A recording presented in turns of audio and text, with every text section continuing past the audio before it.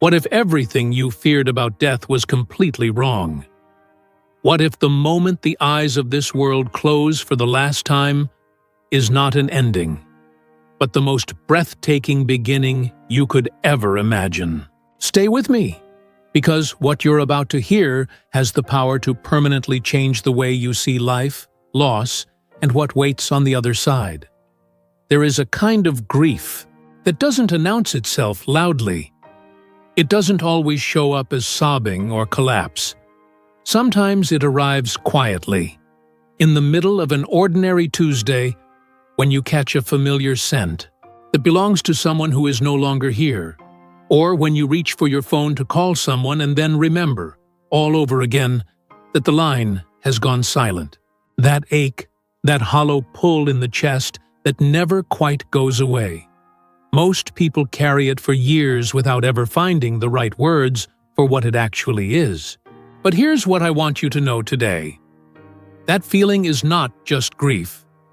That feeling is a question your soul is asking.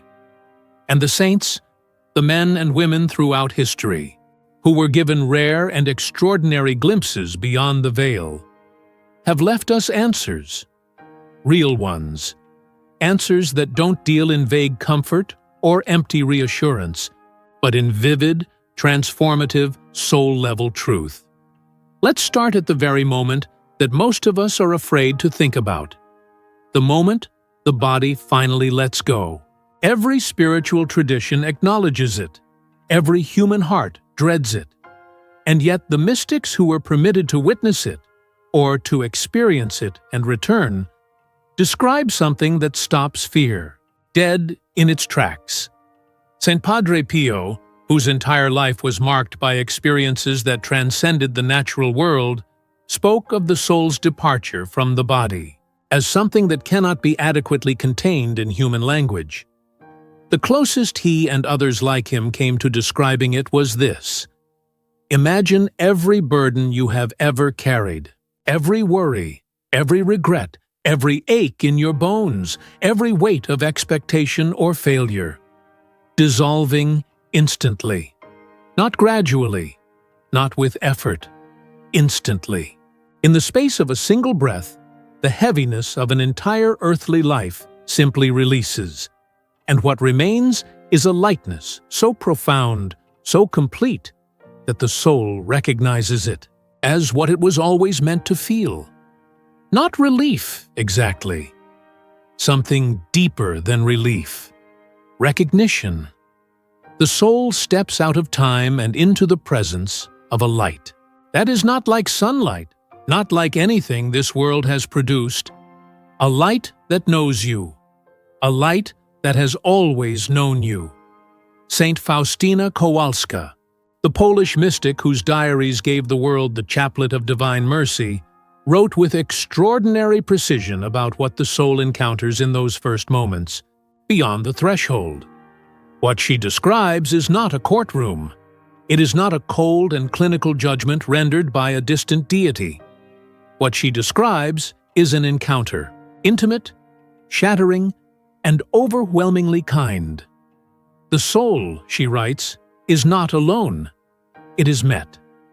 The mercy of God, which we speak of in prayers and read about in Scripture, ceases to be a concept and becomes a presence so tangible, so immense and so personally directed at that specific soul, that everything the person ever doubted about their own worth is answered in an instant.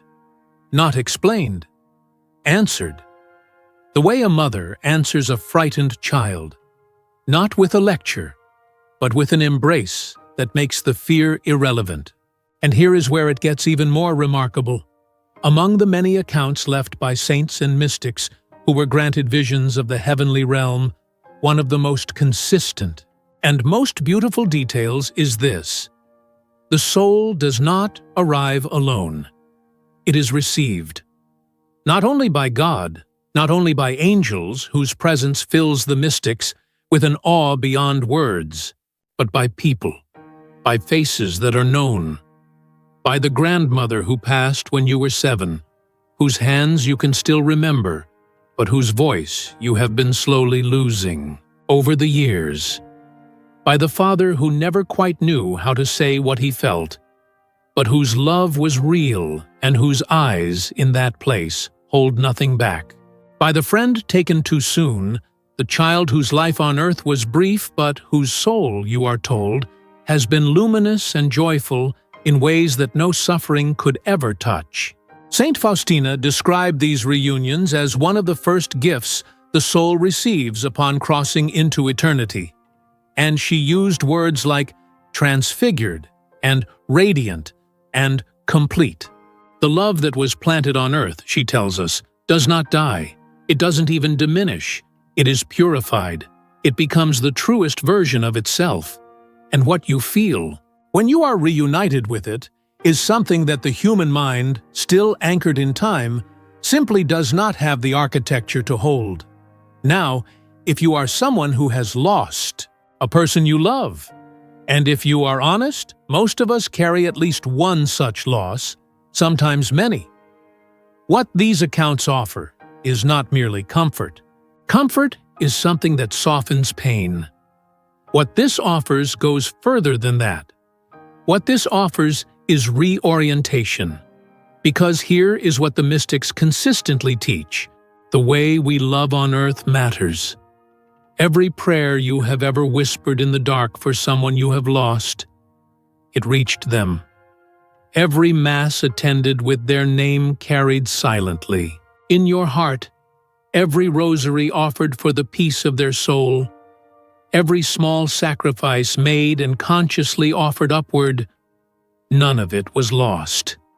None of it dissolved into the air. The communion of saints is not a poetic phrase. It is a living reality, a network of grace that connects the living and the departed across what we perceive as an uncrossable distance, with the same ease that light crosses a room. Padre Pio understood this perhaps more viscerally than most. He lived his entire priestly life as a man who occupied two worlds. Simultaneously, a man who prayed for the dead with the same urgency he brought to the living, because to him there was no practical difference. The souls in purgatory, he said, were not distant abstractions.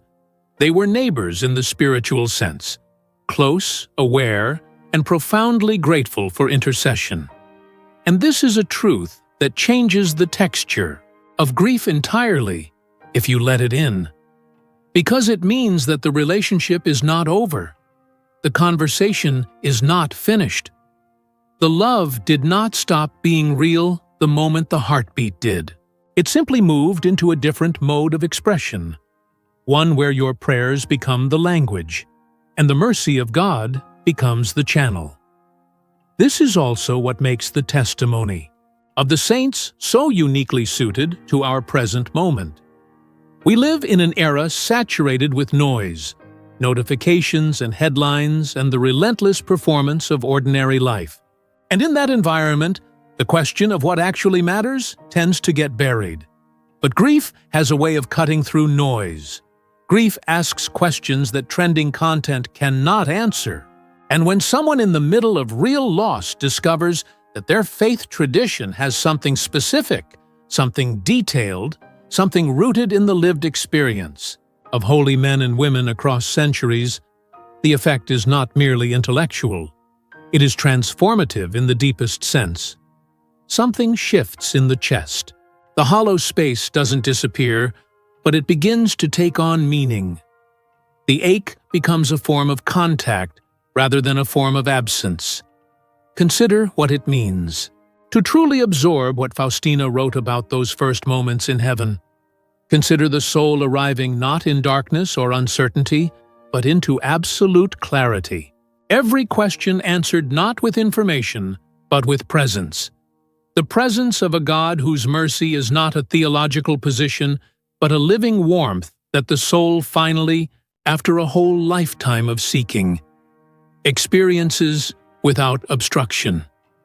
Every act of love that person performed in their earthly life, every small kindness, every moment of patience they chose when impatience would have been easier, every silent prayer, every time they pushed through exhaustion to be present for someone who needed them.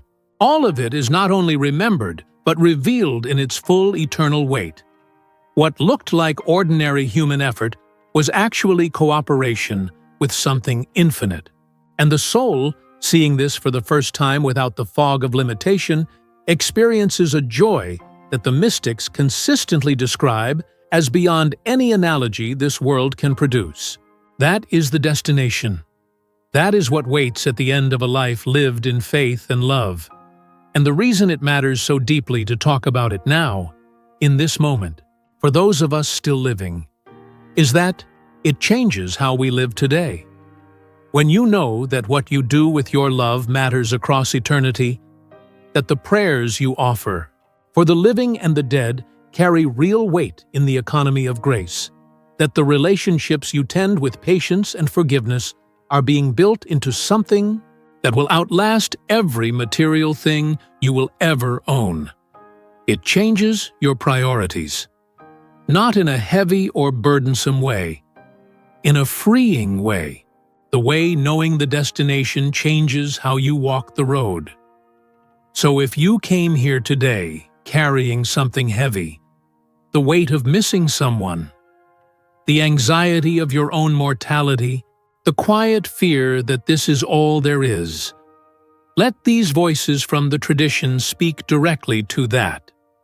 Let Faustina's diary be not an ancient document, but a living letter, addressed to you specifically. Let the witness of Padre Pio remind you that the boundary between this world and the next is far more permeable than we dare to believe, that love moves through it freely, that prayer moves through it freely, that mercy moves through it in ways that defy every limit we try to place on it. The first moment in heaven is not something to fear. It is something to move toward, with hope, with intentional love, with the confidence of someone who knows that the arms waiting on the other side have never stopped being open. If this touched something real in you today, I want to invite you to become part of this community. Subscribe to Living Hope and turn on your notifications so you never miss a conversation like this one. Leave a comment below with the name of someone you love, who has passed, just their name. This community prays together, and together our prayers carry further than any of us can carry alone. This is Living Hope, and this is what we do here every single week. We'll see you in the next one.